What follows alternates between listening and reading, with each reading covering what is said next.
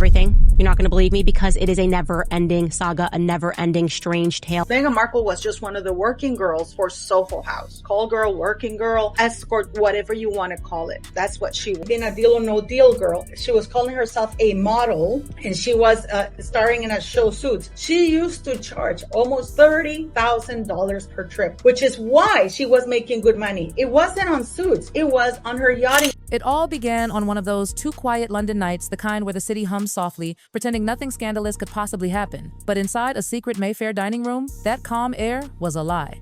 The vibe? Dangerous. The tension? Palpable. The whispers bouncing off those gilded walls could have melted diamonds. This wasn't just dinner, it was a royal-adjacent battlefield disguised with silverware and champagne. Among the glittering guests, one figure shimmered brighter than the rest: Sarah Ferguson, the Duchess of York. The world knows her as Fergie, that fiery redhead who survived more royal storms than anyone ever should.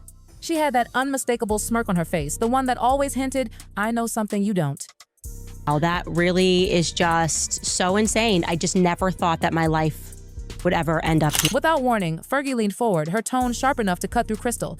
And then she dropped the bomb. Let's just say, she murmured, Meghan was Andrew's first client. The room froze. Utter silence. Someone's fork actually clinked against the marble floor. Every head turned. Every heart skipped. Did she just say that? Those 7 words detonated like fireworks over Buckingham. Nobody laughed, nobody blinked, because everyone in that room understood exactly what Fergie had implied. This wasn't polite royal gossip. This was scandal served cold, and the Duchess had just lit the fuse.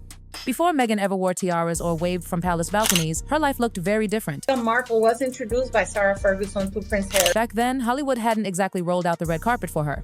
The auditions were endless, the rent was brutal, and fame, well, fame was that locked door everyone tried to pry open. But when one door stays bolted, another opens, the kind wrapped in secrecy, luxury, and opportunity disguised as invitation.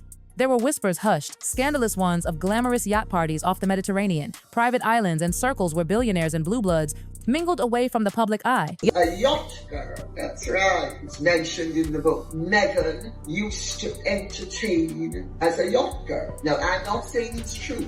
I'm not saying it happened, but I am saying Harry knows. At those secret soirees, the real deals were made. Connections weren't written on paper. They were sealed with smiles, favors, and introductions that could change destinies. And rumor had it, Meghan knew exactly how to navigate those waters literally and figuratively. She wasn't famous yet, but she was unforgettable.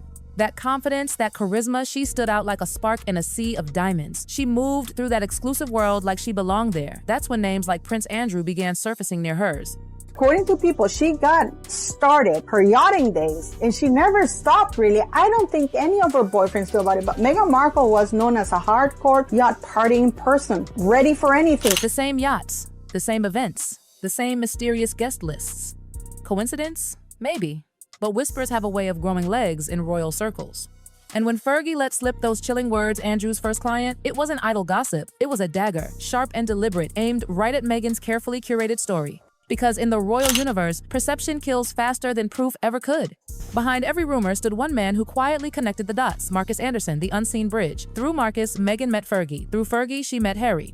And through Harry, the entire royal narrative flipped upside down. That night in Mayfair wasn't just a memory, it was ignition. Fergie didn't simply gossip, she reminded everyone of power. While Meghan wore a crown, Fergie held the matches, and she had just struck one. Across the ocean, in their California haven of Montecito, Prince Harry's phone wouldn't stop buzzing.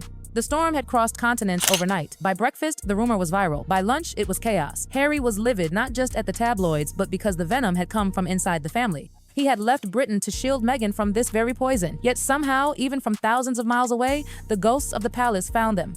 Meanwhile in London, palace staff scrambled, typing, deleting, rewriting. They crafted press responses that said everything and nothing all at once, unfounded, taken out of context, misinterpreted. But Fergie's words were too precise, too targeted to bury. And suddenly, like old wounds reopening, every royal scandal flickered back to life. Fergie's own history with Andrew resurfaced the 90-second scandals, the chaos, the unforgettable toe-sucking photos that had once set the tabloids ablaze. She was infamous for turning royal decorum into public theater, yet somehow she always survived. Every exile led to a comeback, every scandal was her resurrection. And that's exactly why, when she spoke now, people listened. Because Fergie was no reckless talker. She was strategic. She knew precisely what she was doing. Then there was Andrew the Royal, once dubbed Randy Andy. He had lived a life where consequences were optional. Private jets, shadowy deals, notorious friends, Epstein, Maxwell names that still haunted the palace corridors. And now, thanks to one comment, Meghan's name had just been looped into that same cursed orbit. Back in California, Meghan vanished. Her team canceled events, shut doors, and ghosted the cameras. Not a peep, not a photo. But silence? In the court of public opinion, silence screams louder than words. Each day without her voice turned rumor into maybe truth. To grasp how explosive this all was, you have to rewind the royal clock. To grasp how explosive this all was, you need to understand the 3 timelines that collided that night: Fergie's fall and rise, Andrew's reckless golden years, and Meghan's unstoppable climb. Once upon a time, Fergie was the royal sweetheart of the 1,980 seconds, fun, fiery, unpredictable. But by the 90 seconds, she had become the palace's favorite disaster. From those infamous toe-sucking photos to her messy money troubles, she'd turned scandal into survival. And every time she was banished, she found a way to crawl right back into the spotlight. That's the thing. About Fergie, she never stayed down for long. People loved to call her chaotic, but she wasn't just chaos, she was calculating. Every smile, every leak, every whisper had a purpose.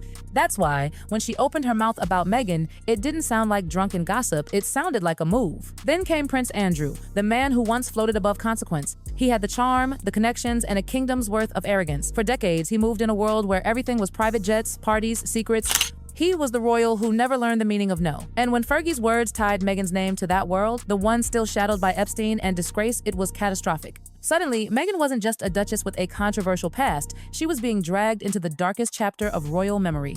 Every conversation in Kensington, every hushed call from Montecito, all traced back to those 7 words. She'd reminded the royal family that their greatest enemy was never the tabloids. It was always one of their own. Inside the palace, theories swirled. Some believed Fergie was protecting Andrew, trying to drag Meghan's name into the mud to deflect from his ongoing legal shadows.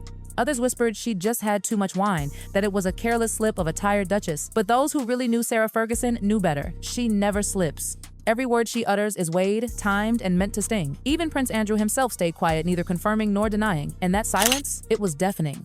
The more they ignored it, the louder it echoed. Meanwhile, Harry and Meghan's perfect California bubble started to crack. Behind those sunny Instagram smiles, something had shifted. The sting of humiliation, the ache of realizing your past can still come knocking no matter how far you run. And then photos began to circulate. Blurry, distant, but real enough to reignite every rumor. Maybe it was just one trip? No, there were quite a few. There are even a couple of pictures. 2, to be exact, both leaked. The internet caught fire. Was it proof? Or just another ghost from the past haunting her future? The world didn't care. The story was too good, too scandalous, too royal. But while everyone dissected Meghan's silence, one woman remained perfectly composed: Fergie. No apology, no denial, no panic. She went on as if nothing happened. Book launches, charity galas, royal functions, smiling that sly, knowing smile. Those close to her could see it. That wasn't calm. That was victory. Because Sarah Ferguson had just reminded everyone of one thing: knowledge is power. And when you've already lost everything, you become the most dangerous person in the room. One whisper had done what entire newsrooms couldn't. It stitched Meghan's name to Andrew's scandal, reopened the monarchy's deepest wounds, and reminded the world that the royal family's real jewels were their secrets. So, as London slipped back into its cold, polite silence, one truth lingered in the air. Sarah Ferguson may not wear a crown anymore, but she just proved she can still shake the throne. Because in the royal world, the most powerful person isn't the one sitting on the throne, it's the one who's got nothing left to lose.